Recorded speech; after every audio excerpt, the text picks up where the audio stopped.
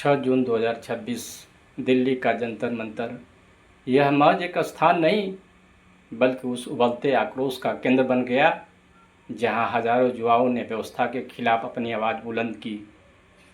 संदेश साफ है, यदि देश के करोड़ों युवा आज निराशा और अनिश्चितता के अंधेरे में जी रहे हैं तो याद रखिए, जब एक युवा के पास खोने के लिए कुछ नहीं बचता तब वह व्यवस्था के लिए सबसे बड़ी चुनौती बन जाता है। आज भारत में कश्मीर की वादियों से लेकर कन्याकुमारी के तटों तक एक खामोश लहर दौड़ रही है। यह लहर उन शिक्षित युवाओं के संघर्ष की है जो अपनी डिग्री को केवल एक कागज नहीं बल्कि अपनी पहचान, सम्मान और भविष्य में बदलने के लिए दिन रात संघर्ष कर रहे हैं। आंकड़े बताते हैं कि देश में लाखों करोड़ों युवा रोजगार की तलाश में हैं। कुछ लोग इसे व्यक्तिगत असफलता कहते हैं, कुछ इसे व्यवस्था की विफलता। लेकिन क्या किसी ने सोचा है कि यदि इन युवाओं के पास सम्मान के साथ जीने के लिए और अपने सपनों को जिंदा रखने के लिए न्यूनतम आर्थिक सहारा हो तो यह देश कितनी तेज़ी से बदल सकता है। मैं इस सवाल का जवाब तलाशने के लिए महीनों तक देश के बजट और खर्चों का गहरा अध्ययन किया। मैंने कागजों की परतों को खोला और एक ब्लूप्रिंट तैयार किया। इस शोध का नतीजा एक ठोस अंक के रूप में सामने आया। रुपया 3,99,000 करोड़ रुपये। यह कोई सरकारी आंकड़ा नहीं है, यह वह राशि है जो मैंने खुद गहन शोध और डेटा के विश्लेषण के बाद निकाली है। एक सोशल वर्कर के तौर पर मैं अपनी ज़मीनी हकीकत देखता हूँ। मैं अलग अलग आर्थिक स्रोतों और सरकारी बजट के खर्चों को बारीकी से समझा और खुद कैलकुलेशन की। मेरा मकसद यह पता लगाना था कि क्या देश में सच में युवाओं के लिए बजट की कमी है, और जो गणित मेरे सामने आया वह साबित करता है कि यह सब संसाधनों की कमी नहीं, प्राथमिकताओं की कमी है। लेकिन अब सबसे बड़ा सवाल, क्या यह गणित वाकई ज़मीन पर मुमकिन है, और वह कौन से ठोस वित्तीय स्रोत है जहां से 3,99,000 करोड़ रुपये जुटाए जा सकते हैं।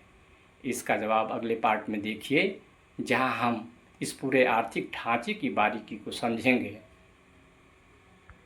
और इसी बदलते माहौल के बीच एक बड़ा सामाजिक प्रस्ताव सामने आता है, डिग्री आधारित बेरोजगारी भत्ता। इस विचार के अनुसार सिर्फ शिक्षा के आधार पर युवाओं को एक अस्थायी आर्थिक सहायता दी जाए ताकि तैयारी और अनिश्चितता के बीच वो पूरी तरह टूट न जाए। इस प्रस्ताव में अलग अलग स्तर पर सहायता की बात कही जाती है। हाई स्कूल पास युवाओं को लगभग 4,000 रुपये महीने, इंटरमीडिएट पास को 5,000 रुपये, ग्रेजुएट को 8,000 रुपये महीना, पोस्ट ग्रेजुएट को 10,000 रुपया महीना, पीएचडी और रिसर्च स्कॉलर को 35,000 रुपया प्रति महीना की सहायता की बात सामने आती है। लेकिन इस विचार के साथ सबसे बड़ा सवाल जुड़ता है, इतना बड़ा सिस्टम चलेगा कैसे? पैसा आएगा कहाँ से?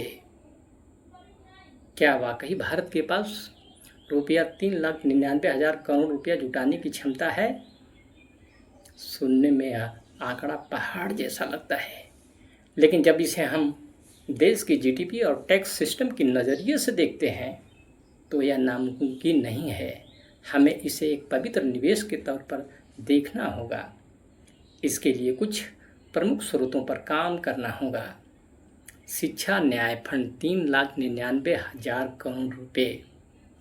सिर्फ 150 बड़ी कंपनियों के मुनाफे पर 2% टैक्स, CSR 5%, धार्मिक ट्रस्टों के सोने पर 1% टैक्स, NPA असूली 10%, शिक्षा न्याय कर 1%, सांसद विधायक नीति से 20% कटौती, नेताओं के विज्ञापन पर रोक, बड़ी टेक कंपनियों पर 2% डिजिटल टैक्स, तेल कंपनियों पर वाइंडफॉल टैक्स, शेयर बायबैक पर 20% tax, luxury hotel restaurant cess पर 5%, बड़े कारपोरेट अस्पतालों पर टैक्स, कुल 3,99,000 करोड़ रुपये।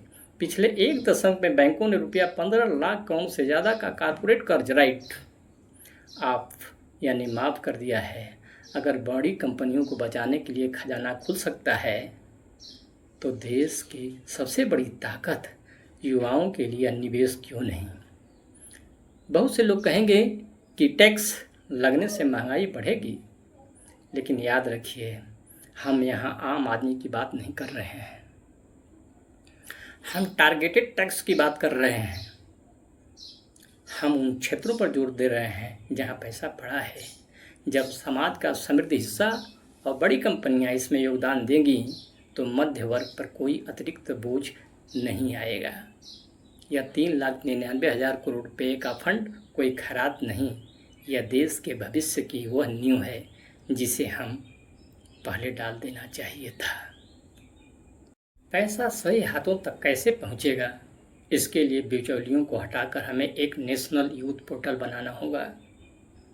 यह पूरी तरह आधार लिंक और ऑटोमेटेड होगा कि बिना किसी मानवीय हस्तक्षेप के युवा अपनी डिग्री अपलोड करेगा।